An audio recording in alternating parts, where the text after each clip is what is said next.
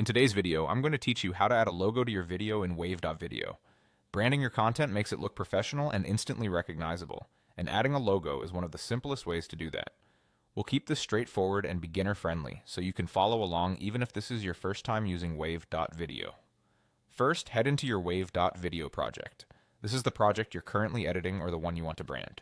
Make sure you're in the project workspace so the changes apply to the right video. If you're working from a template or a previously saved edit, simply open that project so everything loads on the canvas. Next, go to Overlays and Stickers.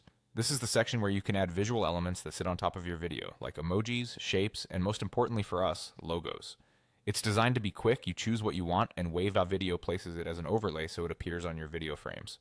If you already have your own logo, select the logo option and upload that logo. For best results, use a high-quality file, ideally a transparent PNG or an SVG so the edges stay crisp and the background stays clean. A square or horizontal version both work. Choose the one that fits your video layout. If your logo has multiple color variations, the version with good contrast against your video background will be the most readable. Keeping file names clear helps, especially if you manage multiple brands or versions. Once uploaded, Wave.video will add it to your project so you can see how it looks in context. If something appears off, double-check that you use the right file with a transparent background.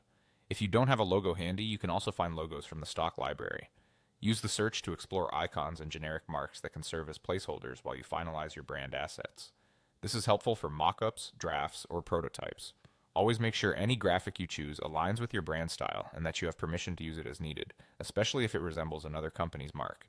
The stock library can also inspire color and layout ideas, giving you a starting point to refine your brand later. And that's it. Done. You've accessed your Wave.video project, opened overlays and stickers, and added a logo either by uploading your own or selecting one from the stock library. With your logo in place, your video is now more consistent, recognizable, and ready to share with your audience.